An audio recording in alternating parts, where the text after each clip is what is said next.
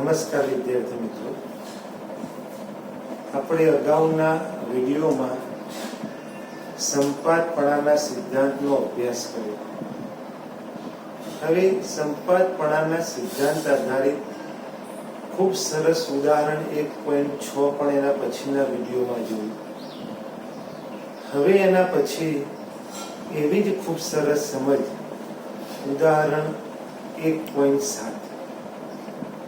ઉદાહરણ 1.7 ની અંદર આપણને એક સમબાજુ ત્રિકોણના 3 શિરોબિંદુ પર સમાન વિદ્યુત ભારો +Q અને -Q ગોઠવેલા છે.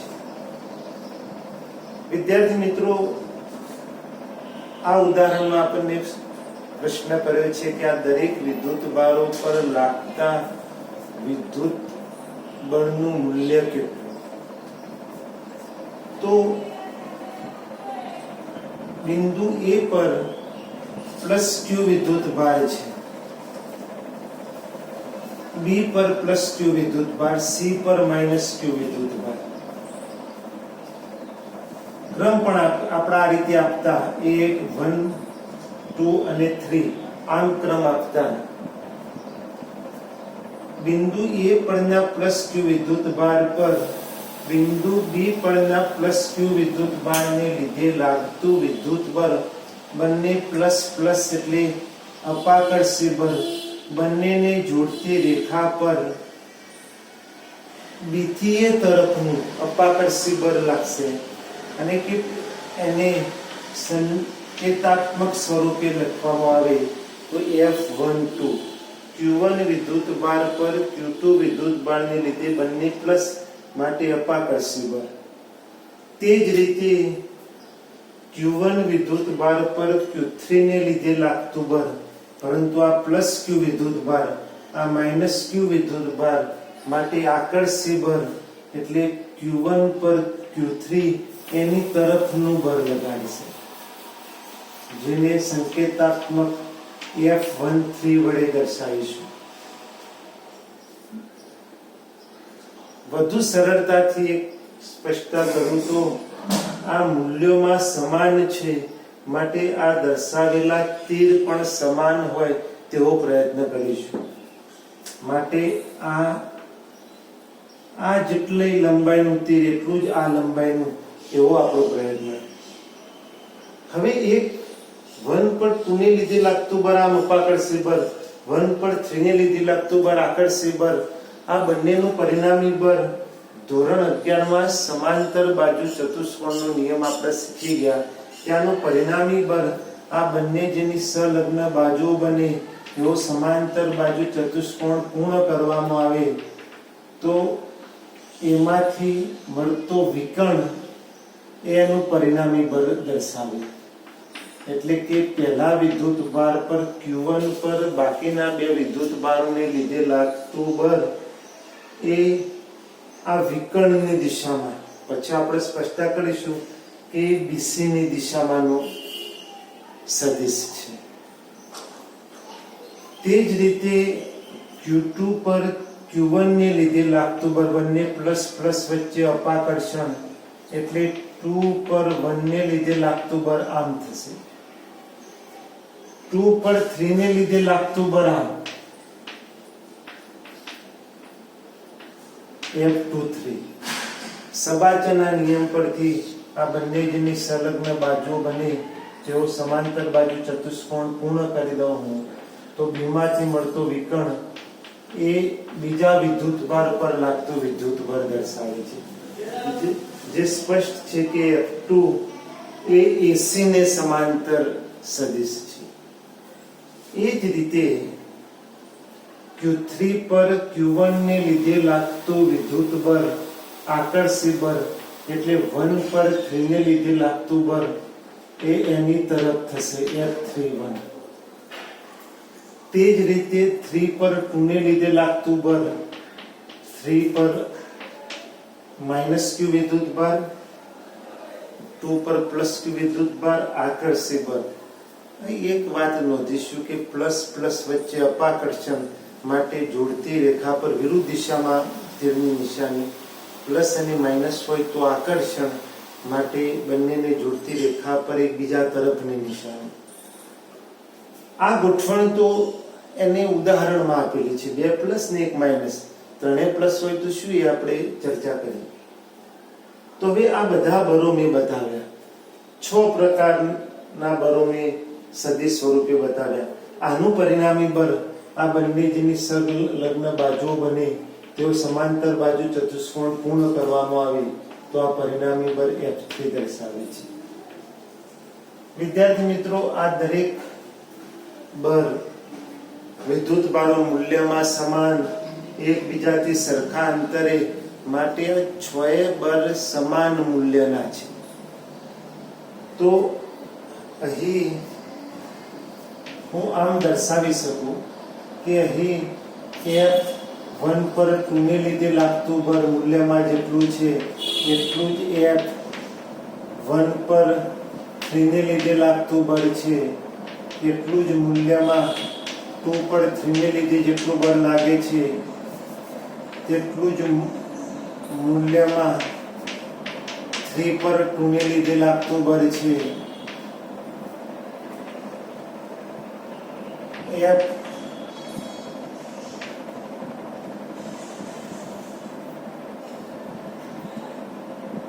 પર 2 ને લીધે, 1 પર 3 ને લીધે, 2 પર 3 ને લીધે, એના એ જ ક્રમમાં સાચવું તો 2 પર 1 ને લીધે, હવે 3 પર 1 ને લીધે અને 3 પર 2 ને લીધે આ બધા જ લાગતા બળો મૂલ્યમાં સમાન છે.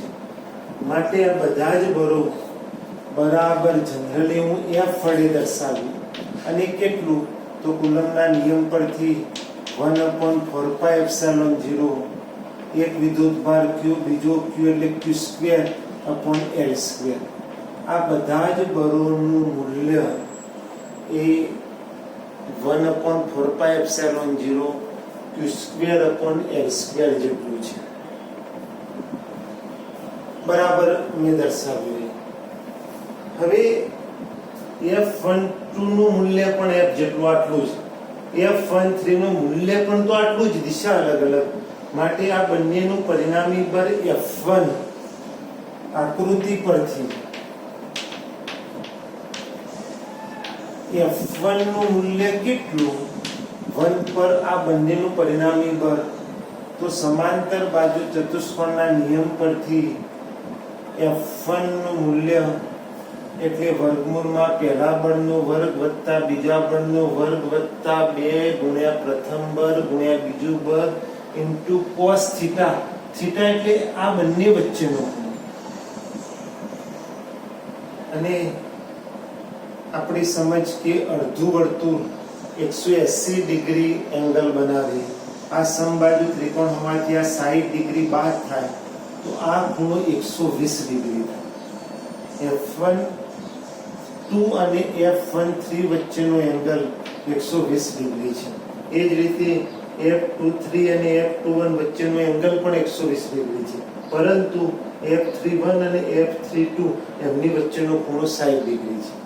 તો આ બંનેનું પરિણામી બળ એટલે વર્ગમૂળમાં પહેલા બળનો વર્ગ પણ આ બધા જ મૂલ્યમાં સમાન, એટલે જેને મેં F વડે દર્શાવી દીધું તો F નો વર્ગ વત્તા F નો વર્ગ વત્તા 2, પહેલું બળ F, બીજું બળ F તો 2F² cos 120 ડિગ્રી.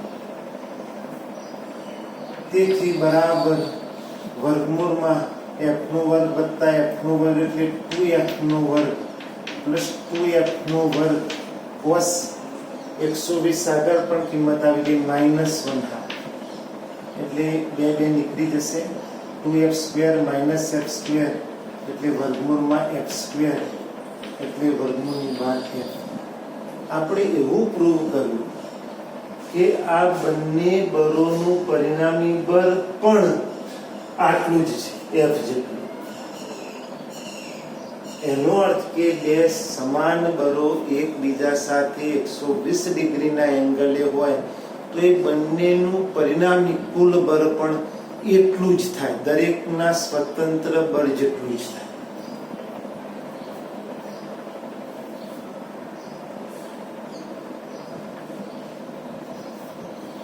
F1 એટલે Q1 પર લાગતું વિદ્યુત બળ ગણ્યું.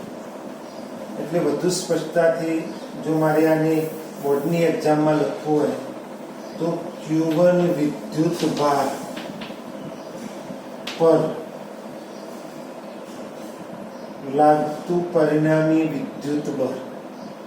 Q1 વિદ્યુત ભાર પર લાગતું બળ મૂલ્યમાં, પરંતુ દિશા F1 ની દિશા એ BC ને સમાંતર છે.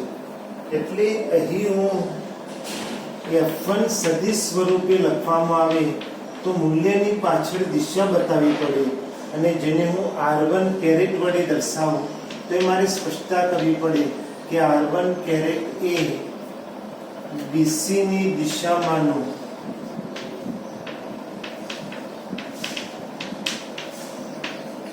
એકમ સદિશ છે. તો આમે Q1 વિદ્યુત ભાર પર લાગતું વિદ્યુત બળ મૂલ્ય સ્વરૂપે ગણ્યું અને પાછળ દિશા સ્વરૂપે સ્પષ્ટ કર્યું. તે જ રીતે Q2 વિદ્યુત ભાર પર લાગતું વિદ્યુત બળ, જેને હું F2 વડે દર્શાવીશ, પરંતુ પહેલા મૂલ્યમાં સ્પષ્ટતા કરું તો એની એ જ સમજ. આ બધા જ મૂલ્યોમાં તો સરખા જ છે F જેટલા, માટે આ પણ પરિણામી બળ એટલે F નો વર્ગ વત્તા F નો વર્ગ વત્તા 2F નો વર્ગ cos 120. આ બંને F છે, આ બંને પણ મૂલ્યમાં F, આ બંને પણ મૂલ્યમાં F છે. માટે આ તમે ગણી ફરી વાર હું ડાયરેક્ટ લખી શકું, આ પણ F જેટલું જ આવે.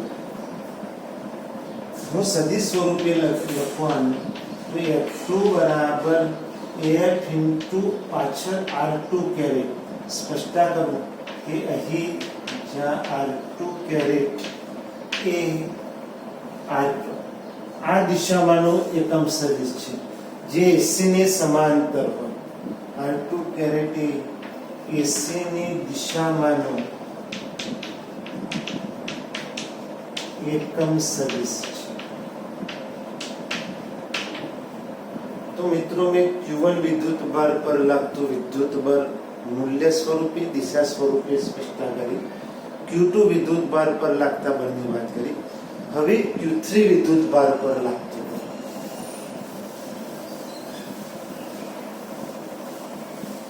Q3 વિદ્યુત ભાર પર પણ લાગતા બળો આ બધા મૂલ્યોમાં સમાન છે, અને વધુ સરળતા ખાતર આને એક જ લાઈનમાં આ બતાવ્યા હોત તો વધુ સારું. હવે અહીં Q3 વિદ્યુત ભાર પર લાગતું વિદ્યુત બળ, Q3 વિદ્યુત ભાર પર લાગતું વિદ્યુત બળ એને હું F3 વડે દર્શાવું તો મૂલ્યમાં પ્રથમ બળનો વર્ગ, આ બધા જ મૂલ્યમાં તો સમાન, જેને મેં F વડે દર્શાવ્યું તો F નો વર્ગ, આ બધા જ મૂલ્યમાં સમાન છે અને બરાબર F વડે મેં દર્શાવ્યું છે. અને F એટલે કેટલો તો 1 કુલમ્બનો નિયમ 1/4πε0 Q into Q upon અંતરના વર્ગનો વ્યસ્ત, એટલે F નો વર્ગ વત્તા F નો વર્ગ વત્તા 2F નો વર્ગ cos, પરંતુ આ બંને વચ્ચેનો એંગલ 60 ડિગ્રી છે. તેથી 2F² plus 2F² cos 60 એટલે 1/2, માટે બે નીકળી જશે, અને 3F² એટલે 3F. આ મેં મૂલ્યમાં લખ્યું. આને દિશા સ્વરૂપે લખવામાં આવે તો અહીં F3 સદિશ સ્વરૂપે તો 3F પાછળ R3 કેરેટ, જ્યાં R3 કેરેટ એ આ દિશામાંનો એકમ સદિશ છે. F3 પર આમ છે, માટે કોઈ કઈ દિશા કોઈ સ્પષ્ટતા થાય એવી નથી. તો હું સ્પષ્ટતા કરું કે ભાઈ આ જે ખૂણો છે એનો લંબ દ્વિભાજકની દિશામાંનો એકમ સદિશ છે. એટલે R3 કેરેટ એ ખૂણો BCA ના લંબ દ્વિભાજક ની દિશામાંનો એકમ સદિશ છે. તો મિત્રો અહીં મેં ત્રણેય વિદ્યુત ભારો પર લાગતો વિદ્યુત બળ મૂલ્ય સ્વરૂપે અને દિશા સ્વરૂપે સમજાવ્યું. અહીં પણ ઉદાહરણ 1.6 ની જેમ સાબિત કરી શકાય કે આ બધા જ બળોનું પરિણામી બળ શૂન્ય થાય. કેવી રીતે? તો ન્યૂટનની ગતિના ત્રીજા નિયમ અનુસાર અહીં જે આપણા ઉદાહરણમાં કુલ પરિણામી બળ શૂન્ય સાબિત કરવાનું પૂછ્યું નથી, પરંતુ ઉદાહરણમાં વધારાની એક્સરસાઇઝ તરીકે સ્પષ્ટતા કરી છે. ભાઈ અહીં પણ પ્રૂવ કરી શકાય કે આ બધા જ બળોનું પરિણામી બળ શૂન્ય થાય. તો હવે હું પરિણામી બળ જે આ ઉદાહરણમાં પૂછાયું નથી, પરંતુ વધારાની એક્સરસાઇઝ તરીકે મારે પરિણામી વિદ્યુત બળ F શૂન્ય છે તેવું સાબિત કરવું છે. તો પરિણામી વિદ્યુત બળ F